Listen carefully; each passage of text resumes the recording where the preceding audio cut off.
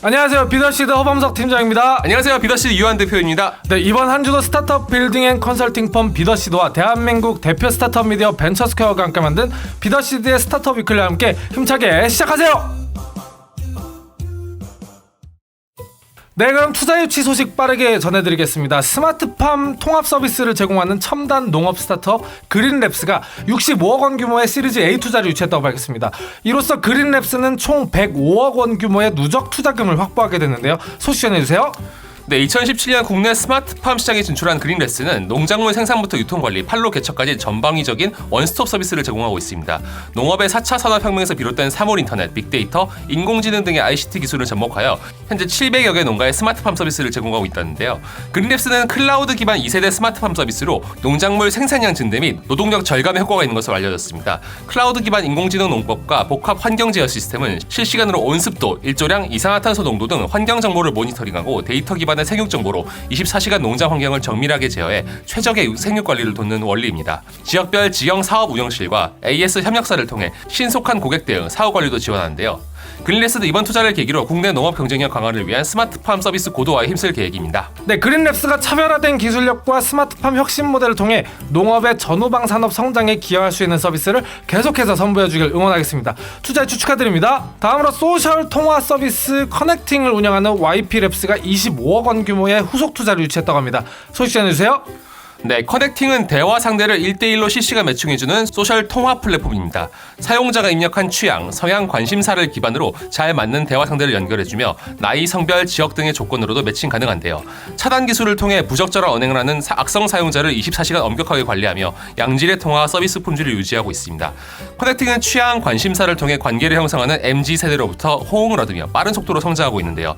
서비스 이용자 중 90% 이상이 MZ세대로 올해 4월 기준 60만 건이 넘는 통화가 이루어졌고 월간 아이템 판매액 또한 전년 동월 대비 1600% 이상 성장했습니다. 이러한 구조적인 성장은 인간관계가 점점 디지털화되고 있지만 동시에 질적 깊이를 유지하고 싶은 MZ세대와 1인 가구의 니즈를 면밀하게 파고들었기 때문에 가능했다는 분석입니다. 네, 커넥팅은 기존 데이팅 앱 서비스와는 완전히 다르게 이성, 동성 간 대화의 본질 자체를 추구하는 소셜 디스커버리 서비스로 분류되는데요.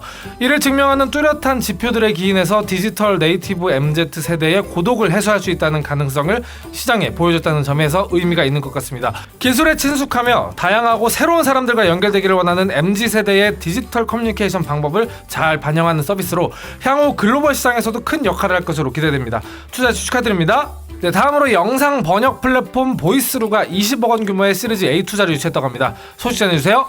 네, 2018년 설립된 보이스루는 AI 크라우드 소싱을 기반으로 유튜브 영상에 자막을 제공하는 자메이크 서비스를 개발하여 오픈과 동시에 국내 크리에이터들에게 주목을 받아왔습니다. 자메이크는 뉴미디어 시장에 최적화된 크라우드 소싱 번역 기술을 제공하는 서비스로 기존 번역 시장보다 낮은 단가를 제공하는 동시에 속도는 66% 가까이 낮췄는데요. 현재 보이스루가 보유한 누적 번역가 수는 1197명, 번역 서비스 제공을 희망하는 번역가도 2400명가량이 대기 중에 있다고 합니다. 자메이크는 개인 유튜버뿐만 아니라 국내 MCN 회사, 방송국 등을 대상으로 하는 B2B 고객 유치에도 집중하고 있습니다. 샌드박스와는 자체 제작 채널에 대한 독점적 자막을 공급하고 있으며 MCN 플랫폼 다이아TV, 레페리, 트레저헌터 등과 파트너십 계약을 체결했는데요. 또한 개인 크리에이터 콘텐츠 제작 시장에서 시장 점유율 80%를 달성하며 영상 번역업계 1위를 차지하고 있습니다. 네, 자메이크는 글로벌 컨텐츠 크리에이터에게 필수적인 플랫폼으로 성장하고 있는 것으로 보이는데요. 블록체인을 통해 전 세계의 탈중앙화된 번역가 커뮤니티의 낮은 수수료로 빠르게 비용을 정산하고 번역 결과물에 대해서도 신뢰도 높은 상호평가 시스템을 구축할 수 있을 것으로 기대되기도 합니다. 네, 보이스루 같은 경우는 2018년에 제가 운영했었던 서울대학교와 현대자동차 기술 스타터 엑셀러레이팅 프로그램 에노베이션 탱크에서 만나서 인연이 된 적이 있었는데요. 그 후로 건실하게 성장하면서 시리즈 A 투자까지 성공적으로 유치한 걸 보니 정말 가슴이 뿌듯한 것 같습니다. 크리에이터의 수가 매년 엄청나게 많아지고 있는 만큼 이미 자막 제작 시장을 선점한 보이스루의 성장이 정말 기대가 됩니다. 투자 유치 축하드립니다. 네, 포장재 중개 플랫폼 포장포스를 개발하는 리우가 8억 원 규모의 시리즈 A 투자를 유치했다고 밝혔습니다. 소식 전해주세요. 네, 리우는 포장재 전문 구매 대행 기업입니다. 올해 12월 런칭을 목표로 식품업체와 포장재 전문 업체를 연결해주는 플랫폼 포장포스를 개발하고 있는데요. 포장포스를 통해 중소형 식품업체와 요식 스타트업은 온라인상에서도 클릭 몇 번으로 손쉽게 맞춤형 포장재를 조달할 수 있고 비전문가들도 견적서 작성 및 의뢰, 생산자 매칭, 품질 테스트, 재고 관리 등 전 구매 절차를 직접 관리해 비용과 시간을 크게 절약할 수 있다고 합니다. 자체 포장 개발팀을 보유하고 있는 대형 식품업체와는 달리 중소형 식품업체들은 그동안 포장재 개발과 디자인, 주문 등의 어려움을 겪고 있었는데요. 있는데요. 중소기업 특성상 자금과 시간이 한정되어 자사 제품의 맞춤형 포장재를 개발할 여력이 없었기 때문입니다. 리우는 2017년 설립 이후 포장재 전문 구매 대행 기업으로 빠른 성장을 보이고 있습니다. 2017년 첫 해 매출은 약 2억 원에 그쳤지만 2018년에는 12억 원, 지난해에는 40억 원을 기록하면서 연평균 400%에 가까운 매출 증가율을 보이고 있다고 합니다. 네, 코로나19로 인해서 비접촉 소비가 빠르게 일상생활 속에 자리 잡고 있는데요. 감염 우려에 소비자들도 외식을 자제하고 가정 간편식과 당일 배송 식품으로 눈길을 돌리고 있는 상황입니다. 이에 따라 가정 간편식과 당일 배송 식품 배달을 위한 포장재 수요도 폭증할 것으로 예상되는데요. 시장 트렌드의 변화와 그간 쌓아온 사업 노하우로 리우가 앞으로 쭉쭉 성장할 수 있기를 응원하겠습니다. 네, 다음 코너는 한 주간의 스타트업 뉴스를 통해 시장 트렌드에 대해 간단히 알아보는 마켓 위클리입니다. 인플루언서 마케팅 스타트업 데이터블이 F&B 매장 운영 및 식음료 커머스업을 영위하는 푸드 스타트업 이츠피리언스를 인수했다고 밝혔는데요. 인플루언서 시장이 최근 몇 년간 무섭게 성장하면서 마케팅, 커머스, MCN 등 다양한 유관 비즈니스들이 생겨나고 있습니다. 이번엔 오프라인 매장을 인수했다는 소식이네요. 네, 저희 비더시드에서도 최근 인플루언서 기반의 온라인 커머스 스타트업 홍마담샵을 빌딩했는데요. 사실 엄밀히 말하면 홍마담샵의 협업 파트너인 홍석철 씨는 연예인이기 때문에 일반인인 인플루언서와는 차이가 있긴 합니다만, 어쨌든 말씀하신 대로 커머스에서의 인플루언서 영향력 강화와 더불어 코로나 사태로 인해 온라인 커머스가 급격히 성장하면서 홍마담샵도 최대한 빨리 런칭을 추진하기도 했었습니다. 인플루언서 활용 방식은 아주 다양한데요. 제품을 인증하거나 사용 방법을 보여주기도 하고 행사 방문이나 마케팅 기능에도 사용되기도 하며, 요즘은 인플루언서가 직접 물건을 판매하는 커머스 영역에도 발을 넓히고 있습니다. 네, 이렇게 핫해지는 인플루언서 시장, 어떤 포인트로 이 시장을 지켜봐야 할까요? 네, 먼저 채널 얘기를 잠깐 해볼까 합니다. 2020년에도 인스타그램은 인플루언서 마케팅의 강자로 군림할 것으로 예상됩니다. 포브스는 대부분의 마케터가 인스타그램에 집중하고 있다고 보도했는데요. 실제로 인플루언서 마케팅에서 가장 큰 비중을 차지하는 플랫폼은 여전히 인스타그램으로 조사됐습니다. 브랜드 5곳 중 4곳은 인스타그램을 통해 인플루언서를 찾습니다. 인플루언서 마케팅이 가장 큰 영향을 끼치는 분야는 바로 패션과 뷰티 분야인데요. 패션 뷰티 브랜드 중 인플루언서와 함께 일하지 않는 곳은 오직 12%뿐인 것으로 나타났습니다. 한편 인스타그램 다음으로 인기 있는 플랫폼은 페이스북입니다. 이어서 유튜브, 스냅챗, 트위터가 영향력이 큰 플랫폼으로 선정됐습니다. 네, 요즘 전통의 강자인 페이스북과 이제는 대세가 된 인스타그램 외에도 틱톡도 떠오르고 있다죠. 네, 톡톡 뛰는 짧은 동영상을 통해 급부상한 틱톡 또한 새로운 인플루언서 마케팅 플랫폼으로 변신하는 중에 있습니다. 아시다시피 틱톡의 사용자는 대개 10대, 20대의 젊은 층인데요. 젊은 세대는 온라인상에서 벌어지는 일에 민감하고 기술을 잘 다룰 줄 알지만 노골적인 마케팅을 선호하지 않는 특징이 있습니다. 그러다 보니 청년층을 공략하려는 브랜드와 회사들이 개성 넘치는 동영상으로 주목받은 틱톡에 주목하는 비중이 점점 늘어나고 있습니다. 네, 인플루언서 시장의 의의는 기존의 연예인과 같은 대중적인 인지도를 가진 인물이 가진 마케팅 파워가 이제는 점점 우리와 같은 일반인들로 넘어가고, 매체에서의 이미지보다는 그들의 삶 속에 녹아든 진정성에 공감하고 열광하는 트렌드라는 분석이 있는데요. 네, 맞습니다. 진정성과 그리고 또 소비자와 가까운 거리가 바로 인플루언서 트렌드의 핵심 요소 중 하나라고 할 수 있겠는데요.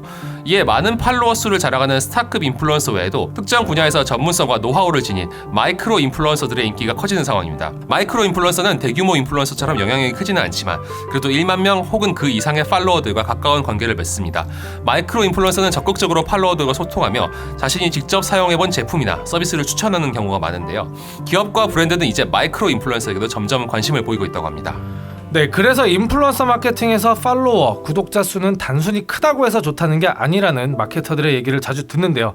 팬들 중에 얼마나 큰 비중이 인플루언서의 라이프 스타일에 관심을 보이고 그들을 따라하고 싶은 욕구가 있는지가 단순 팬덤의 크기보다 더 중요한 요소가 되어가고 있는 것 같습니다. 네, 연예인 중에서도 옥주부로 스스로를 브랜딩한 정종철 씨나 유명 스타일리스트 출신의 김우리 씨 같은 경우 정말 많은 시간과 공을 들여서 팬들과 소통하고 그들에게 자신의 라이프 스타일을 전달하며 TV 연예인에서 온라인 인플루언서 포지션으로 성공적으로 옮겨온 사례로 꼽히고 있습니다.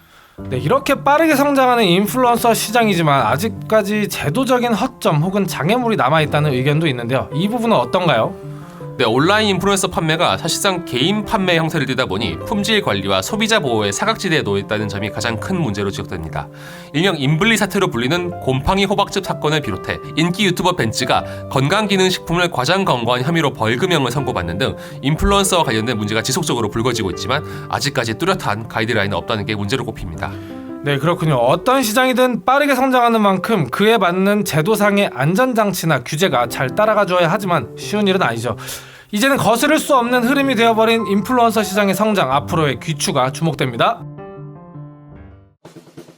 다음으로 행사와 공모 소식 전해드립니다. 산업은행과 무역협회가 오는 6월 23일부터 24일 양일간 삼성동 코엑스에서 스타트업 페어 넥스트라이즈 2020 서울을 열고 현장에서 스타트업과 대중견기업 그리고 투자자 간의 1대1 상담을 진행한다고 합니다. 소식 전해주세요. 네, 이번 행사에는 국내 대중견기업 50개사와 다수 해외 대기업이 참여해 코로나19로 위축된 스타트업 사업 협력과 판로 개척을 지원할 예정입니다. 또한 대중견기업과 스타트업 간의 협업을 통한 개방형 혁신을 모색해 신성장 동력 발굴과 동반 성장을 추진할 계획인데요. 뿐 아니라 산업은행을 비롯한 국내외 대형 투자기관 20곳 이상이 참여해서 현장에서 1대1 투자 유치 상담을 실시한다고 합니다. 국내외 대중견기업과의 사업 협력 상담 그리고 투자자와 투자 유치 상담을 원하는 스타트업은 공식 홈페이지 내에 1대1 미덥 메뉴를 통해서 5월 22일까지 신청할 수 있다고 하니까 스타트업을 하시는 분들의 많은 관심을 바랍니다. 다음으로 서울 창업허브가 SO1과 미덥 프로그램을 추진한다고 합니다. 소식 전해주세요. 네, 이번 미덥 프로그램은 미래 유망 기술을 보유한 스타트업을 대상으로 대기업과 사회적 연계를 통한 기술 성장 지원, 투자 지원을 목적으로 한 것인데요. 이를 위해 서울 창조경제혁신센터와 한국무역협회 등이 협력 지원한다고 합니다. 이를 위해 5월 31일까지 AI와 에너지 환경, 화학 소재, 모빌리티 등의 분야를 공개 모집합니다.